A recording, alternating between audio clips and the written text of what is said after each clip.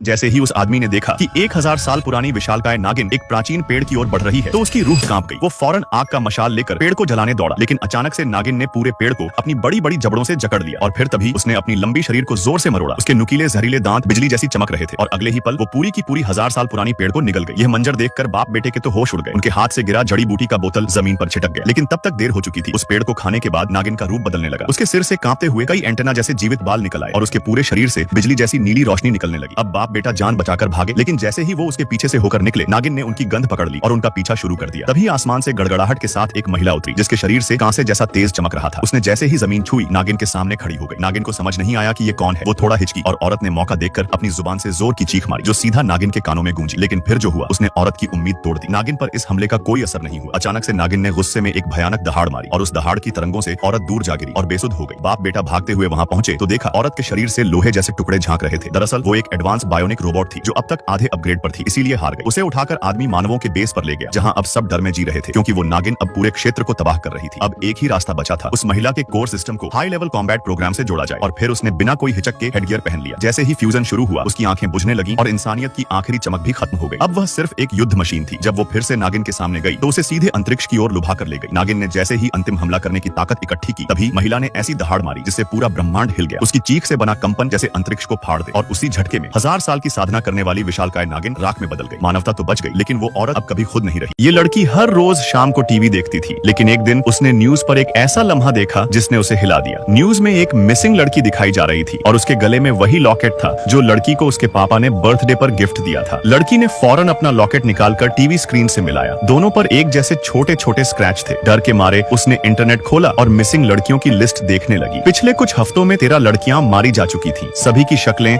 उसकी मरी हुई मम्मी से मिलती जुलती थीं, जिससे उसका शक और गहरा हो गया। उस रात लड़की चुपके से अपने पापा के कमरे में गई, जहां उसे एनेस्थीसिया की बोतलें और एक डायरी मिली जिसमें हर लड़की की जानकारी थी। तभी गेट की आवाज आई। पापा घर आ चुके थे। लड़की ने जल्दी से सब समेटा और एक एनेस्थीसिया की बोतल छुपा ली। लड़की ने जल्दी से नीचे जाकर टीवी बंद कर दिया ताकि पापा को शक न हो। थोड़ी देर में पापा लेदर ग्लव्स पहने घर में आए। उन्होंने कहा बाहर ठंड थी। टीवी के सामने बैठकर दोनों ने न्यूज देखी, लेकिन लड़की के मन में बेचैनी थी और उसका प्लेट जोर से गिर गया, जिससे उसका हाथ कट गया। तो पापा ने बहुत प्यार से पट्टी की, जिससे उसका मन और उलझ गया। लेकिन उसी रात उसने सुना कि पापा खुफिया घर का दरवाजा खोलकर ऊपर जा रहे हैं और वहां से अजीब आवाजें आ रही हैं। अगली सुबह लड़की ने पापा से पूछा, पापा ये लॉकेट नया था या पुराना? पापा बोले, पता नहीं, बस एक ही पीस था। जैसे ही पापा ऑफिस गए, लड़की ने खुफिया घर में चढ़ने का प्लान बनाया। ऊपर धूल और पुराने सामान के बीच उसे एक टूल बॉक्स मिला जिसमें लड़कियों की चीजें थीं, लिपस्टिक, इयररिंग्स और एक खून से सनी अंगूठी। उसे अब पूरा यकीन हो गया उसके पापा ही हत्यारे हैं। डर से कांपती लड़की नीचे भागी, लेकिन उसे लगा जैसे कोई उसका पीछा कर